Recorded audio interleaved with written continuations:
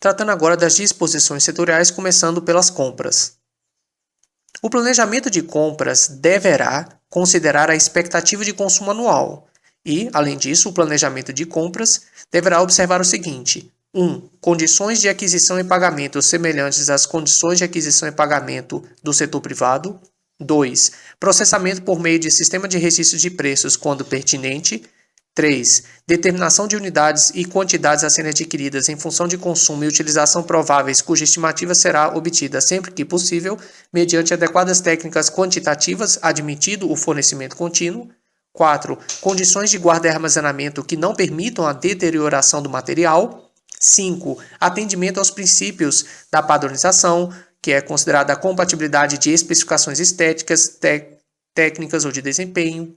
Atendimento ao princípio do parcelamento, quando for tecnicamente viável e economicamente vantajoso. Atendimento ao princípio da responsabilidade fiscal, mediante a comparação da despesa estimada com a despesa prevista no orçamento.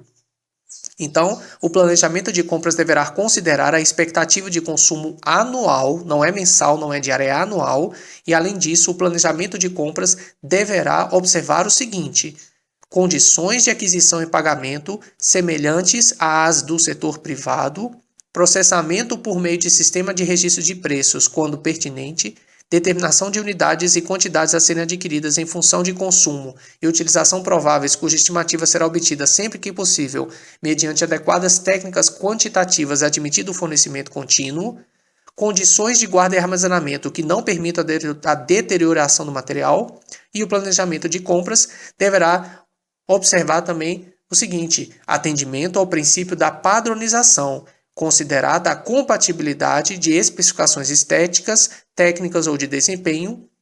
Atendimento ao princípio do parcelamento, quando for tecnicamente viável e economicamente vantajoso. Atendimento ao princípio da responsabilidade fiscal, mediante a comparação da despesa estimada com a despesa prevista no orçamento. Então, o planejamento de compras deverá atender ao princípio da responsabilidade fiscal, mediante a comparação da despesa estimada com a comparação da despesa prevista no orçamento. O termo de referência deverá conter os elementos previstos no inciso 23º do caput do artigo 6º dessa lei, além das seguintes informações.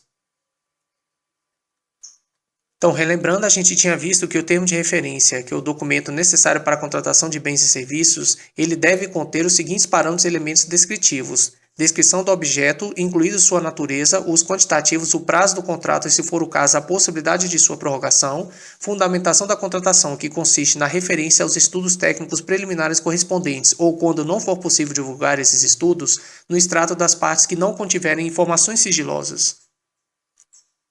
Além disso, descrição da solução como um todo, considerado todo o ciclo de vida do objeto, requisitos da contratação, modelo de execução do objeto, que consiste na definição de como o contrato deverá produzir os resultados pretendidos desde seu início até o seu encerramento, modelo de gestão do contrato, que descreve como a execução do objeto será acompanhada e fiscalizada pelo órgão ou entidade, critérios de medição e de pagamento, forma e critérios de seleção do fornecedor, estimativas do valor da contratação acompanhadas dos preços unitários referenciais, das memórias de cálculo e dos documentos que lhe dão suporte, com os parâmetros utilizados para a obtenção dos preços e para os respectivos cálculos que devem constar de documento separado e classificado, e a adequação orçamentária.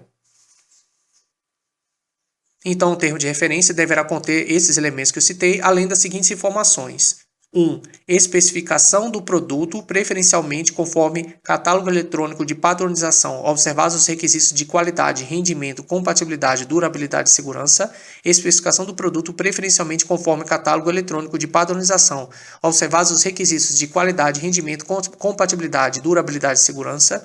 Indicação dos locais de entrega dos produtos e das entregas para recebimentos provisório e definitivo, quando for o caso. Indicação dos locais de entrega dos produtos e das regras para recebimentos provisório e definitivo, quando for o caso. E especificação da garantia exigida e das condições de manutenção e assistência técnica, quando for o caso. Especificação da garantia exigida e das condições de manutenção e assistência técnica, quando for o caso.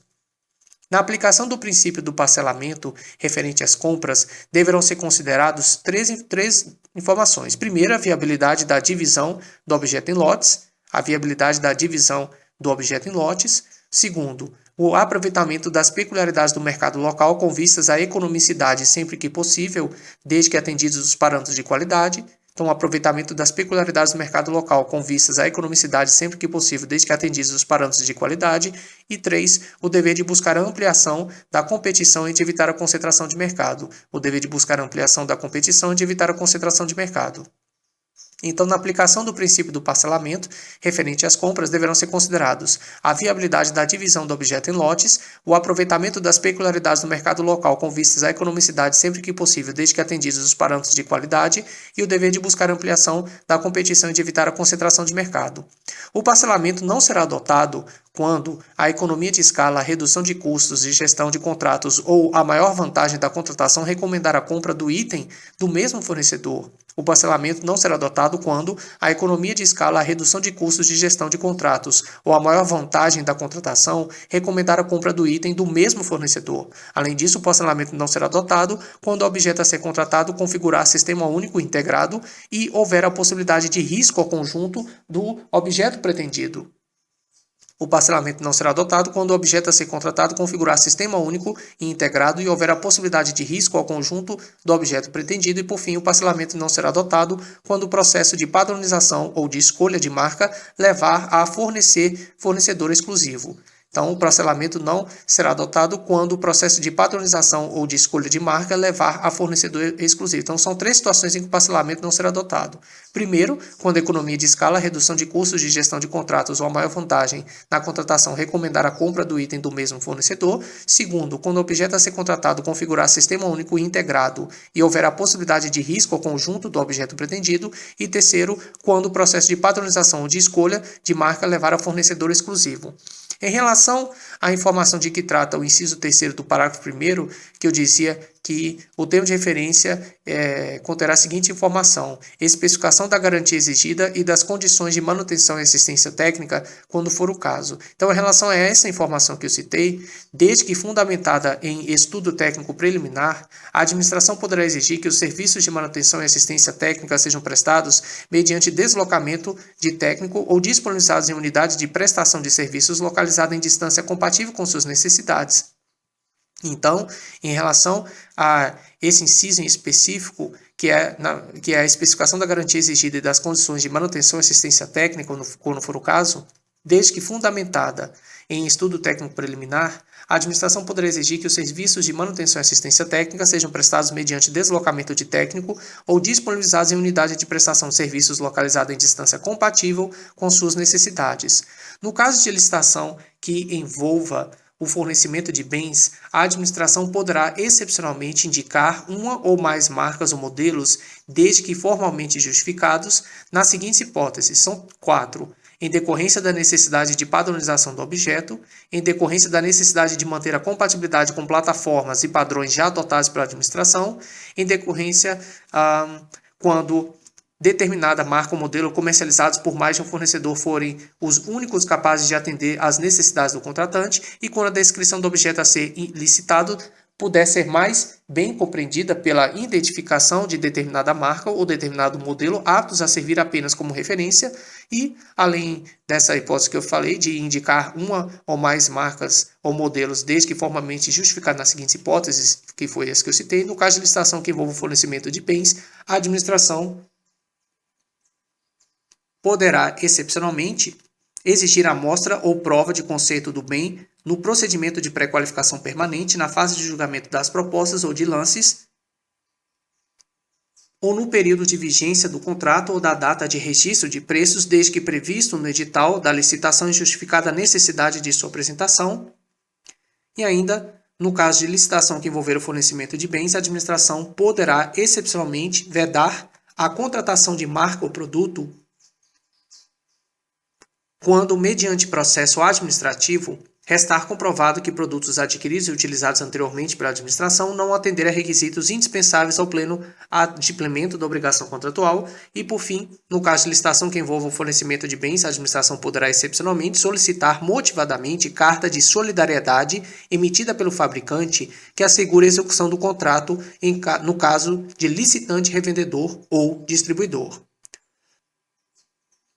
Então, no caso de licitação que envolva fornecimento de bens, a administração poderá, excepcionalmente, indicar uma ou mais marcas ou modelos, desde que formalmente justificado, nas seguintes hipóteses: em decorrência da necessidade de padronização do objeto, em decorrência da necessidade de manter a compatibilidade com plataformas e padrões já adotados pela administração, quando determinada marca ou modelo comercializados por mais de um fornecedor forem os únicos capazes de atender as necessidades do contratante, quando a descrição do objeto a ser licitado puder ser mais bem compreendida pela identificação de determinada marca ou determinado modelo, aptos a servir apenas como referência.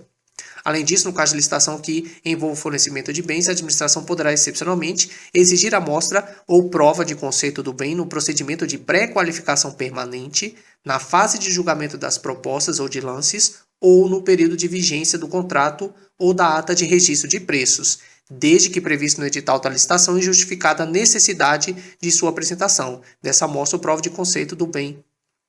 Além disso, no caso de licitação que envolva o fornecimento de bens, a administração poderá, excepcionalmente, vedar a contratação de marca ou produto quando, mediante processo administrativo, restar comprovado que produtos adquiridos e utilizados anteriormente pela administração não atendem requisitos indispensáveis ao pleno adimplemento da obrigação contratual e, além disso, no caso de licitação que envolva o fornecimento de bens, a administração poderá, excepcionalmente, solicitar motivadamente carta de solidariedade emitida pelo fabricante que assegure a execução do contrato no caso de licitante, revendedor ou distribuidor. Então, todos isso aqui que a gente viu é sempre excepcionalmente.